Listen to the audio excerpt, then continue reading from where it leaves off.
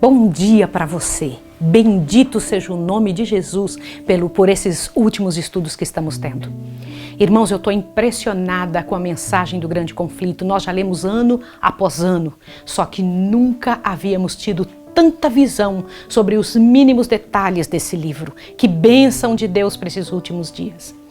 Mas em contrapartida, eu tenho visto também que uma multidão de pessoas, assim como Satanás agora deve estar atormentando muito para que muita gente não estude, porque esses são os principais capítulos. Eu tenho certeza do que eu estou lhe falando neste momento, em que as pessoas deveriam estar aumentando a quantidade de gente para saber e para ouvir. Satanás nos distrai com uma série de outras situações, ou mesmo como esta situação da natureza humana, a gente acaba desistindo das coisas. Você vê que as pessoas elas não terminam as suas escolas, elas não terminam o que começam, mas em nome de Jesus não pare, eu lhe imploro, não pare. São os capítulos principais. Nós precisamos estar envolvidos com essa verdade. Ontem estudamos como é que acontece o perdão nos livros do céu. De que jeito que estão ali gravados as minúcias do que falamos, do que pensamos e do que somos. E nós podemos, pela graça e poder de Deus, ir ao santuário celestial e resolver essa situação, porque Jesus está lá por nós.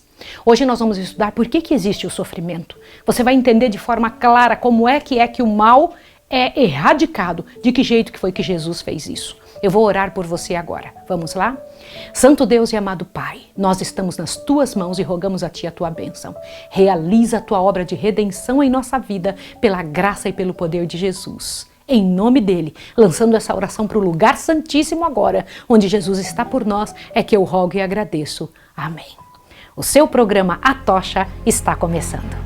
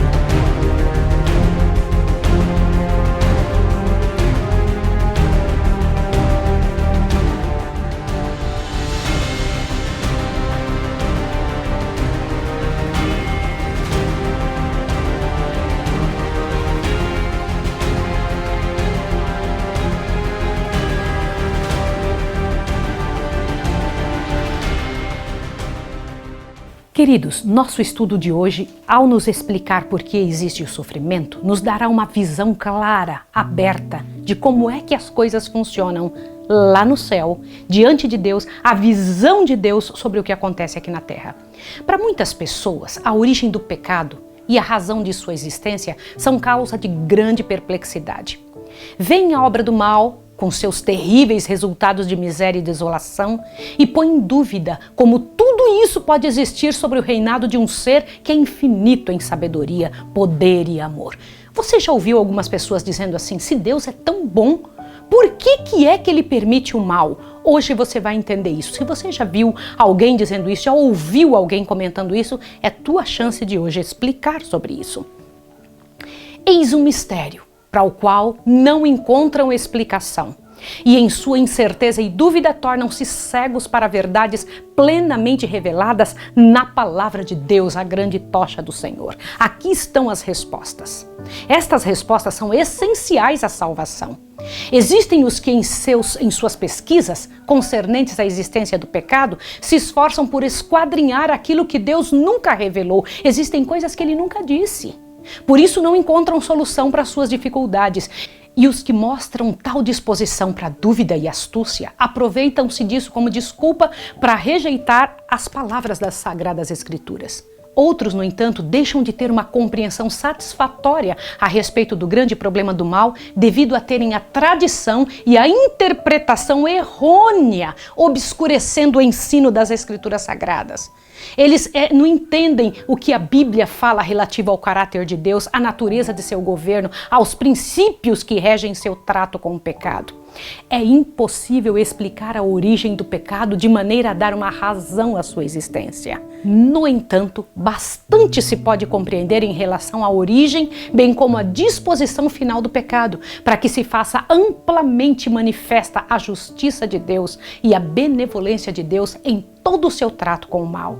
Nada é mais claramente ensinado nas Escrituras do que o fato de Deus não haver sido Ele, de maneira alguma, responsável pela manifestação do pecado e de não ter sido, nem ter havido qualquer retirada arbitrária da graça divina, nem deficiência no governo divino, para que dessem motivo ao irrompimento da rebelião. Houve uma rebelião, mas Deus não foi o responsável. O pecado é um intruso, por cuja presença nenhuma razão se pode dar. É misterioso, inexplicável desculpá-lo. E desculpá-lo corresponde a defendê-lo. Se para ele se pudesse encontrar desculpa ou mostrar-se causa para sua existência, deixaria de ser pecado.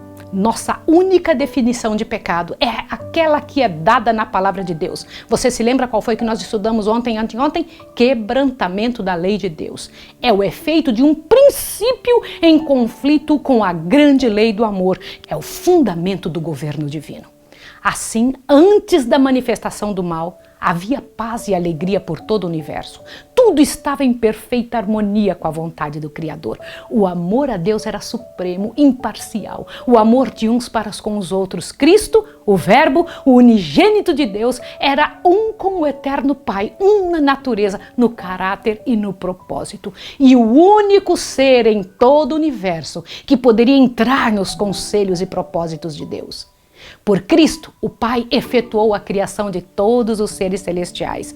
Nele foram criadas todas as coisas que há nos céus, sejam tronos, sejam dominações, sejam principados, sejam potestades. Colossenses 1,16. E tanto para Cristo como para o Pai, todo o céu mantinham lealdade. Eu preciso ler uma parte a respeito disso para que você entenda a beleza do que eu estou falando. Observe aqui. Olha o que o Senhor Deus diz. Sendo a lei do amor o fundamento do governo de Deus, a felicidade de todos os seres criados dependia de uma perfeita harmonia com seus grandes princípios de justiça. Deus deseja de todas as suas criaturas serviço de amor, homenagem que brote de uma apreciação inteligente de seu caráter. Ele não tem prazer em uma submissão forçada e a todos confere vontade livre para que possam prestar-lhe serviço voluntário. Você vê que o Senhor Deus não tem desejo que nós o adoremos às cegas, que nós venhamos a estar com Ele, porque Deus pediu, eu vou fazer. Não, é uma adoração inteligente. Houve, porém, um ser que preferiu perverter esta liberdade que Deus dá. O pecado originou-se com aquele que, abaixo de Cristo, fora o mais honrado por Deus e o mais elevado em poder e glória entre os habitantes do céu. E antes de sua queda, Lúcifer foi o primeiro dos querubins cobridores, santo e incontaminado. Assim diz o Senhor Jeová: Tu és o aferidor da medida, cheio de sabedoria e perfeito em formosura.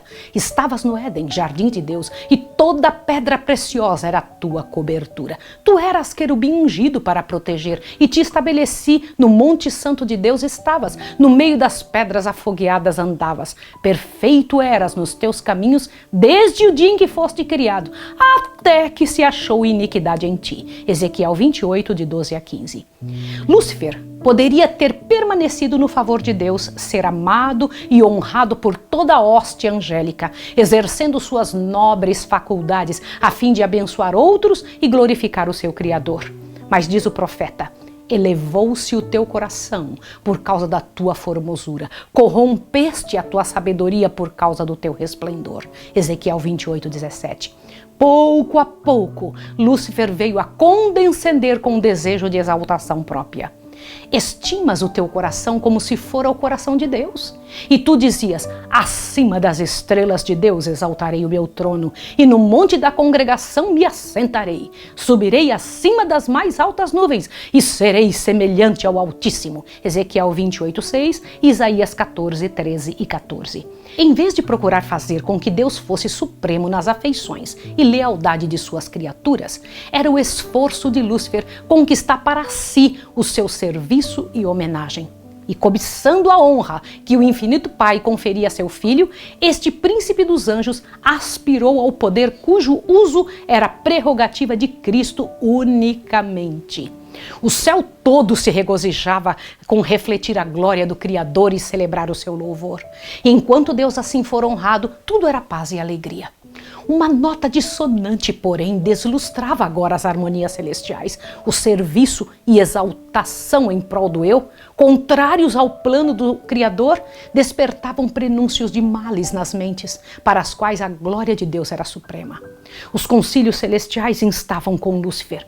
O Filho de Deus lhe apresentava a grandeza, a bondade e a justiça do Criador e a natureza sagrada e imutável de sua lei.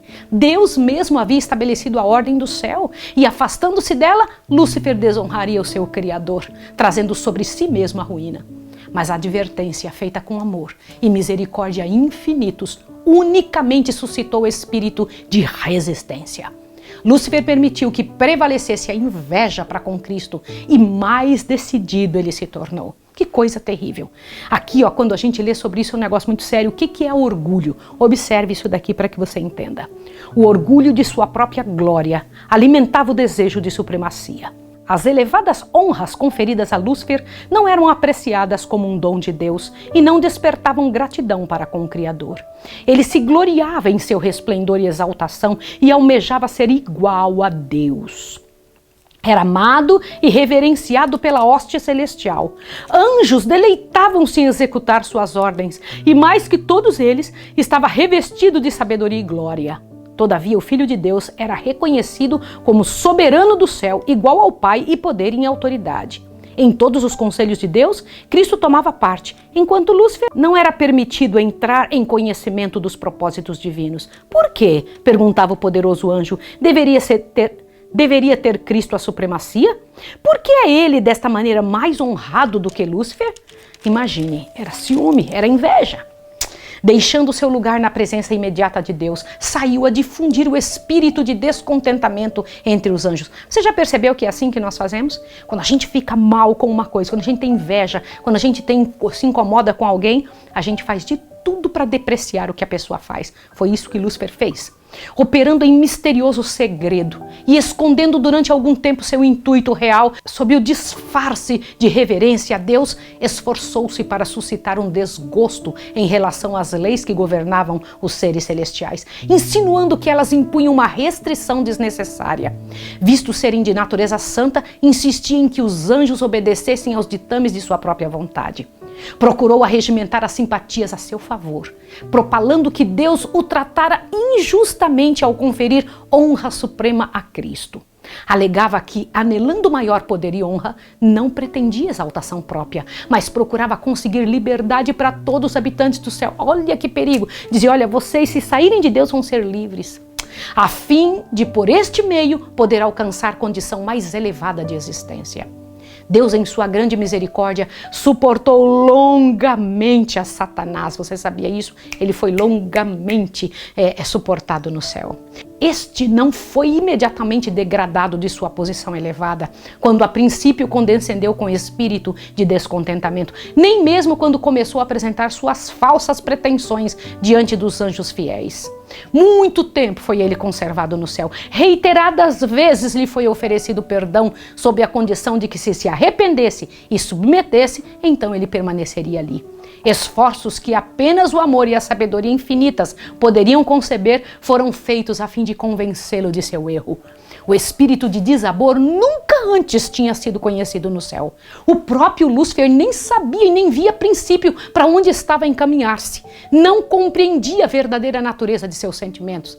Mas sendo-lhe demonstrado que seu descontentamento era sem causa, convenceu-se Lúcifer de que estava em erro. Sabia que uma vez ele se convenceu, ele sabia que estava errado.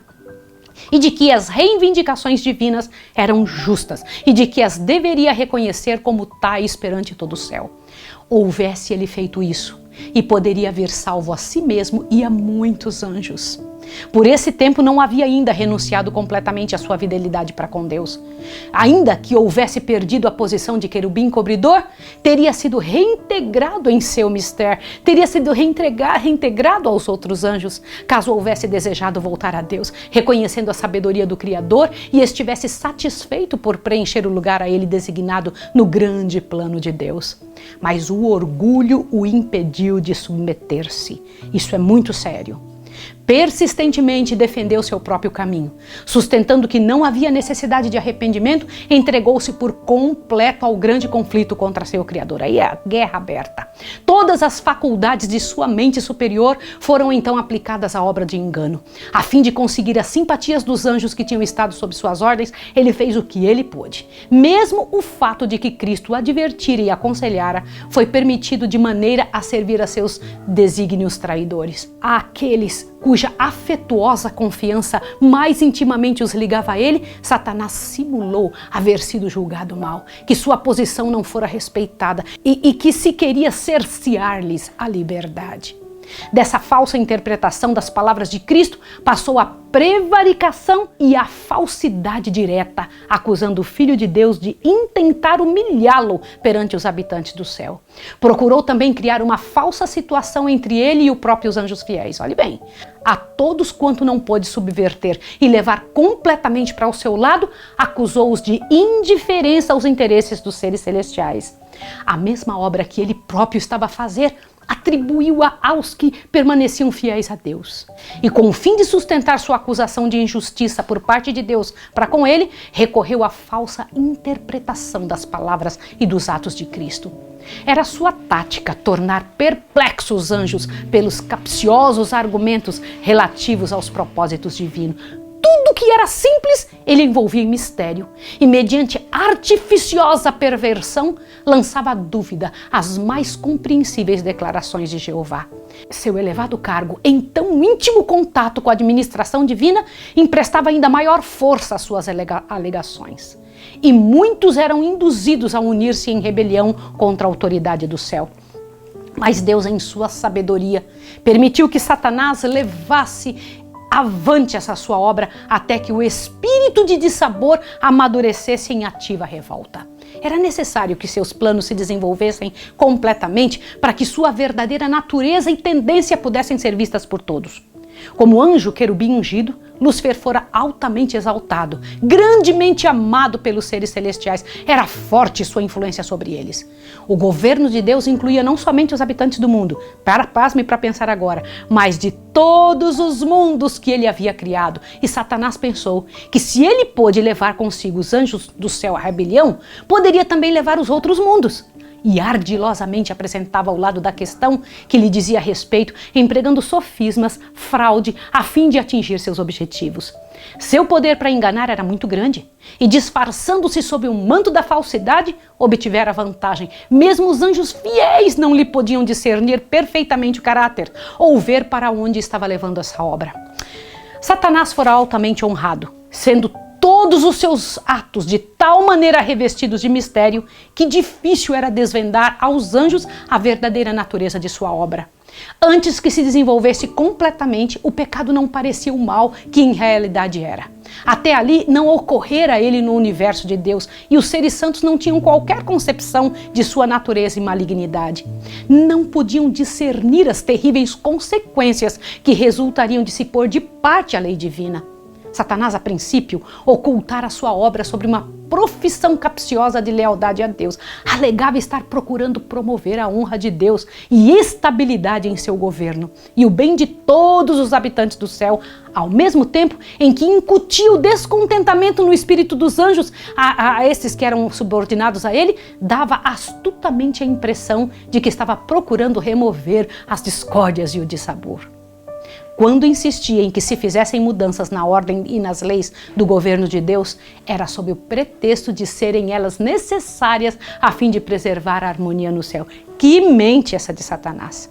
Em seu trato com o pecado, apenas podia Deus empregar a justiça e a verdade. Satanás podia fazer uso daquilo que Deus não usaria: lisonja e engano. Procurava falsificar a palavra de Deus e representara falsamente seu plano de governo perante os anjos, alegando que Deus não era justo ao estabelecer leis e regras aos habitantes do céu. Presta atenção. Bem assim é hoje. Deixa eu falar uma coisa com você.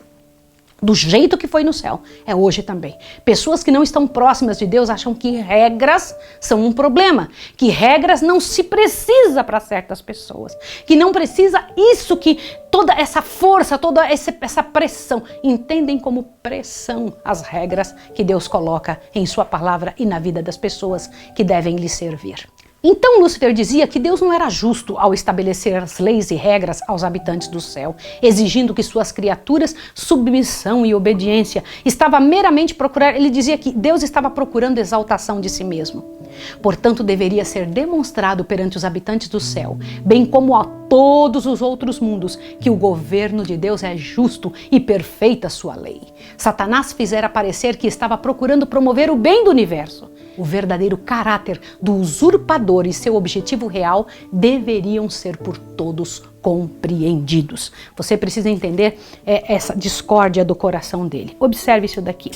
A discórdia que seu próprio procedimento determinara no céu imputou a Satanás à lei e ao governo de Deus. Você percebe que Satanás odeia a lei de Deus? Por isso que ele não quer que você e eu estudemos a respeito disso. Olhe bem.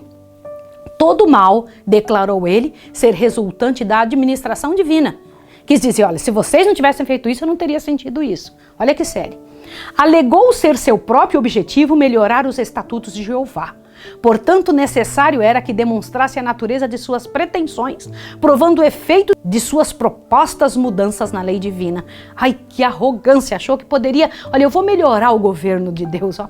A sua própria obra deveria condená-lo. Satanás pretendeu desde o princípio que não estava em rebelião. Todo o universo deveria ver o enganador desmascarado. Por isso que Deus teve que esperar. Deus disse, olha, é isso que você está fazendo, eu vou ter que provar diante de todo o universo quem realmente está com a razão. Por quê? Porque o Senhor Deus, ao deixar Lúcifer agir, estava mostrando para o universo qual era o resultado de sua ação. Mesmo quando foi decidido que ele não mais poderia permanecer no céu, a sabedoria infinita não destruiu a Satanás. Visto que apenas o serviço por amor pode ser aceito por Deus, a submissão de suas criaturas deve repousar em uma convicção sobre sua justiça e benevolência. Os habitantes do céu e dos outros mundos, não estando preparados para compreender a natureza ou consequência do pecado, não poderiam ter visto então a justiça e misericórdia de Deus com a destruição de Satanás. Se Satanás tivesse sido destruído, olha, houvesse ele sido imediatamente excluído da existência, e teriam servido a Deus antes por temor do que por amor. A influência do enganador não teria sido destruída por completo, tampouco o espírito de rebelião se teria desarraigado totalmente. Devia-se permitir que o mal chegasse a sazonar, a chegar no limite, a chegar aonde chegou hoje aqui no mundo. Para o bem do universo, através dos séculos sem fim, deveria Satanás desenvolver mais completamente seus princípios, para que suas acusações contra o governo divino pudessem ser vistas sob uma sua verdadeira luz por todos os seres criados, para que para sempre pudessem ser postas acima de qualquer dúvida a justiça e misericórdia de Deus e a imutabilidade de sua lei. Essa rebelião de Satanás deveria ser uma lição para todo o universo, por todos os séculos vindouros, um testemunho perpétuo da natureza e terríveis resultados do pecado. E você já está percebendo isso? Você já percebe o resultado do pecado? Quando a gente diz o seguinte, é só você parar para observar. Satanás diz, não é para ter casamento. Deus diz, é para ter casamento. Não é assim?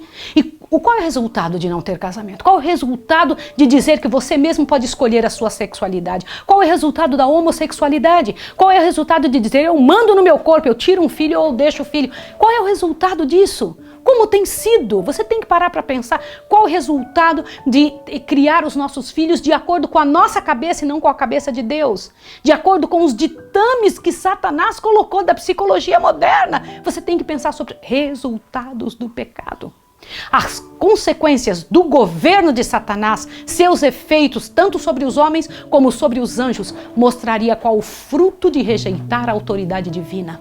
Testificaria que da existência do governo de Deus e de sua lei dependem o bem-estar de todas as criaturas que ele fez. Também a história dessa terrível experiência de rebelião deveria ser perpétua salvaguarda a todos os santos seres, impedindo-os de serem enganados quanto à natureza da transgressão, livrando-os de cometer pecado e sofrer o seu castigo. Até o final da controvérsia no céu, o grande usurpador continuou a justificar-se. Cuidado com a justificação.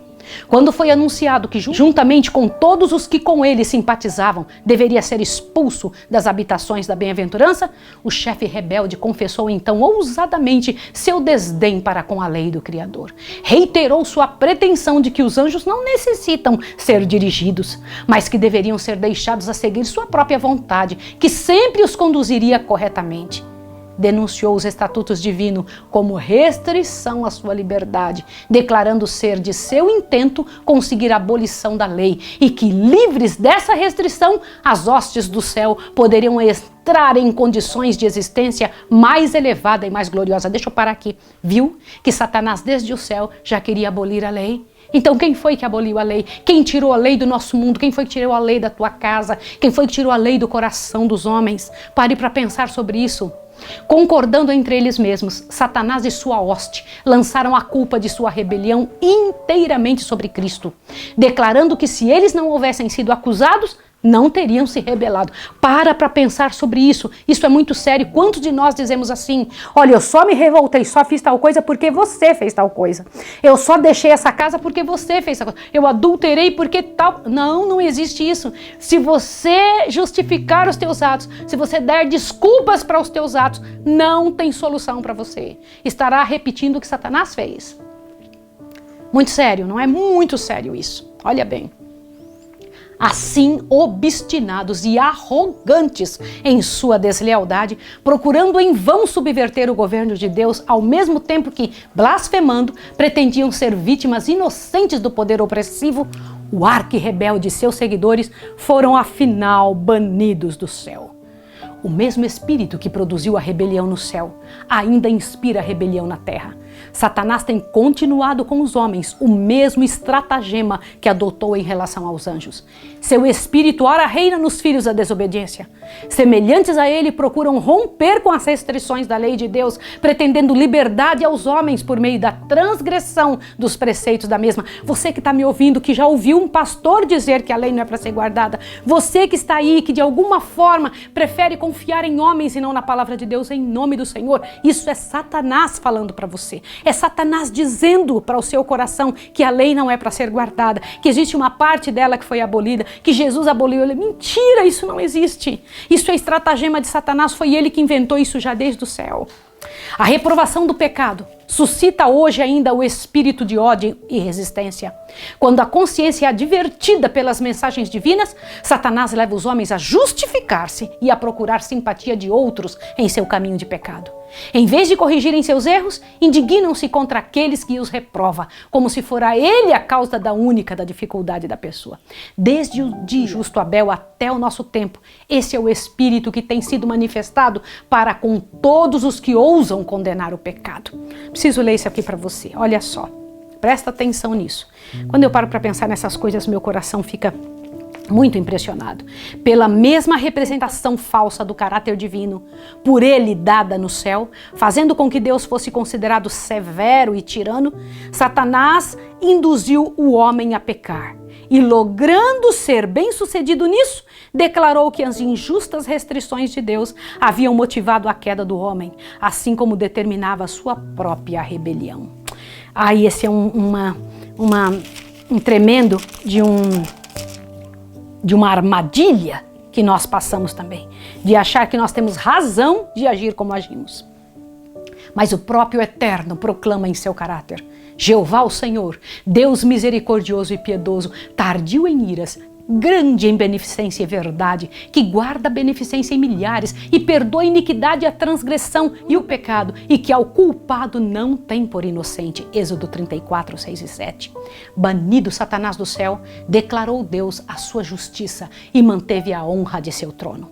Quando, porém, o homem pecou, cedendo aos enganos desse espírito apóstata, Deus ofereceu uma prova de seu amor, entregando o unigênito filho para morrer pela raça decaída. Na expiação revela-se o caráter de Deus. O poderoso argumento da cruz demonstra ao universo todo que o caminho do pecado, escolhido por Lúcifer, da maneira alguma era atribuível ao governo de Deus. Na luta entre Cristo e Satanás durante o ministério terrestre do Salvador, foi desmascarado o caráter do grande enganador. Nada poderia tão eficazmente ter desarraigado de Satanás as afeições dos anjos celestes e de todo o universo fiel como fez a sua guerra cruel ao Redentor do mundo. A ousadia, a ousada blasfêmia de sua pretensão de que Cristo lhe rendesse homenagem. Lembra disso? Quando Satanás foi lá pedir a Jesus que lhe adorasse. Lembra quando estava nas tentações de Cristo? Seu pretensioso atrevimento ao levá-lo ao cume da montanha e ao pináculo do templo, ao mau intuito do que se denuncia ao insistir com ele para que se lançasse da vertiginosa altura, a malignidade vigilante que o assaltava de um lugar para o outro, inspirando o coração dos sacerdotes e o povo a rejeitarem seu amor, e o brado final, crucifica-o, crucifica-o. Tudo isso despertou o assombro e a indignação do universo. Foi Satanás que promoveu a rejeição de Cristo por parte do mundo. O príncipe do mal exerceu todo o seu poder e engano a fim de destruir Jesus, pois viu que a misericórdia e amor do Salvador, sua compaixão e eterna brandura estavam representando ao mundo o caráter de Deus. Satanás contestava tudo o que o Filho do Homem visava, empregando os homens como seus agentes a fim de encher de sofrimento e tristeza a vida do Salvador. O sofisma e falsidade pelos quais procurava estorvar a obra de Jesus, o ódio manifesto por meio dos filhos da desobediência, suas cruéis acusações contra aquele cuja vida era de bondade sem precedentes, tudo proveio de um sentimento de vingança profundamente arraigado. Os fogos da inveja e maldade, ódio e vingança que se achavam contidos, irromperam no Calvário contra o Filho de Deus, ao mesmo tempo que o céu todo contemplava a cena com silencioso horror. Ao ser consumado o grande sacrifício, Cristo ascendeu aos céus, recusando a adoração dos anjos antes que apresentasse o pedido: aqueles que me deste, quero que, onde eu estiver, também eles estejam. São João 17, 24. Então, com amor e poder inexprimíveis, veio a resposta do trono do Pai. E todos os anjos de Deus o adorem. Hebreus 1:6. Mancha alguma repousava sobre Jesus. Terminada a sua humilhação, completara-se o seu sacrifício e fora-lhe dado um nome que é acima de todo nome. Aleluia, aleluia, aleluia. Louvado seja o nome de Deus. Olhe bem, apresentava-se agora, sem retoque, a culpa de Satanás. Ele revelara seu verdadeiro caráter como mentiroso e assassino. Viu-se que o mesmíssimo espírito com que governara os filhos de Deus, que estiveram sob seu poder, teria ele manifestado se lhe tivesse sido permitido dominar os habitantes do céu. Se tivesse deixado Satanás lá, o céu seria como hoje é a terra. Pretendera que a transgressão da lei traria liberdade e exaltação. Viu-se, porém, que resultava em degradação e cativeiro. É isso que acontece com todos os que se entregam para esse tipo de situação. As mentirosas acusações de Satanás contra o caráter e governo divinos aparecem sob sua verdadeira luz agora. Acusou a Deus de procurar simplesmente a exaltação de si mesmo, exigindo a submissão e obediência de suas criaturas, e declarou que, enquanto o Criador reclamava a abnegação de todos os outros, ele próprio não a praticava e não fazia sacrifício algum. Viu-se agora que, para a salvação de uma raça caída e pecadora, o governador do universo fizera o máximo sacrifício que o amor poderia efetuar, pois Deus estava em Cristo reconciliando consigo o mundo, 2 Coríntios 5,19. Viu-se também que enquanto Lúcifer abrira a porta para o pecado, pelo seu desejo de honra e supremacia, Cristo, a fim de destruir o pecado, se humilhara e se fizera obediente até a morte e morte de cruz. Deus manifestara sua repulsa aos princípios da rebelião. O céu todo viu a sua justiça revelada, tanto na condenação de Satanás como na redenção do homem. Lúcifer declarara que se a lei de Deus fosse imutável e seu castigo não pudesse ser abrandado, todos os transgressores deveriam para sempre ser privados do poder e do favor do Criador.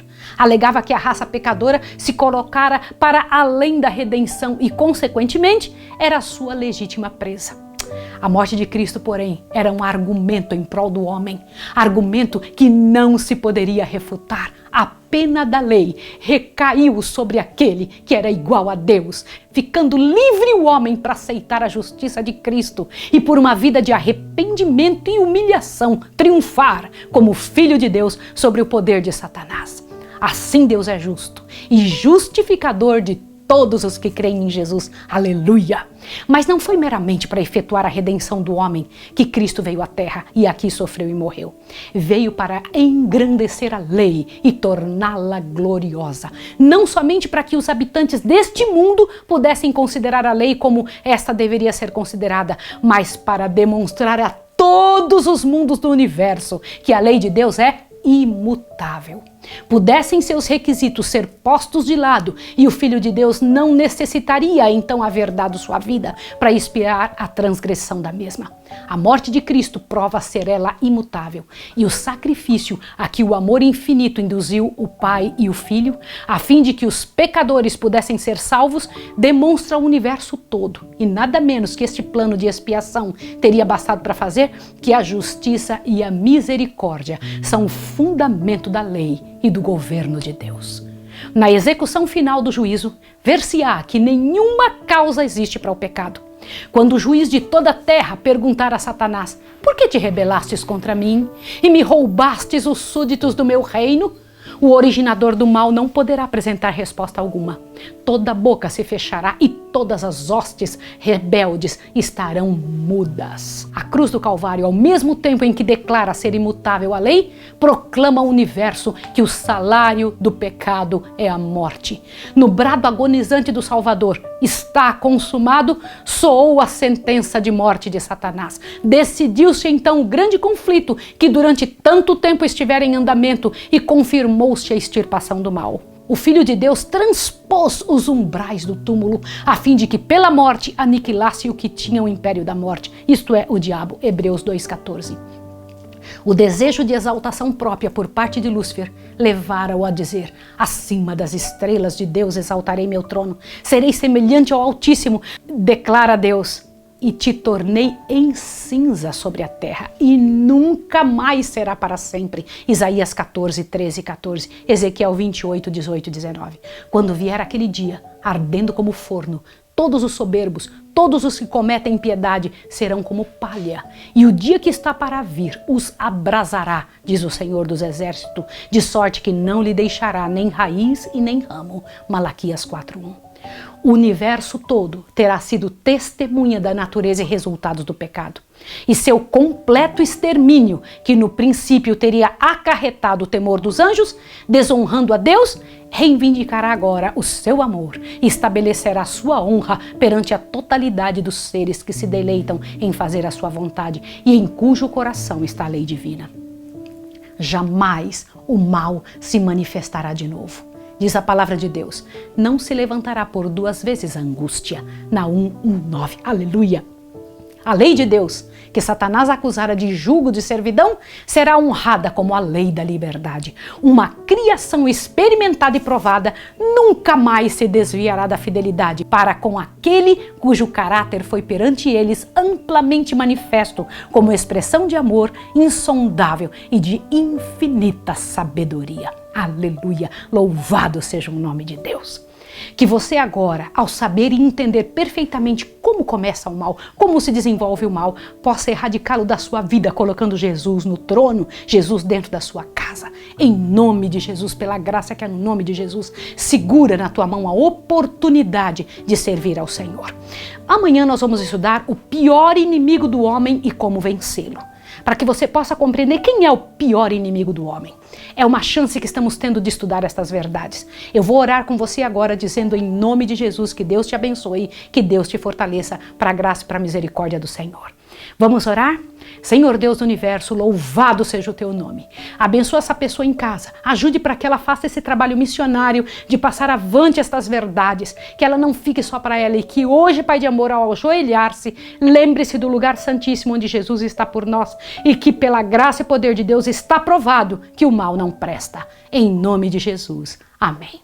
Que Deus abençoe você e até amanhã.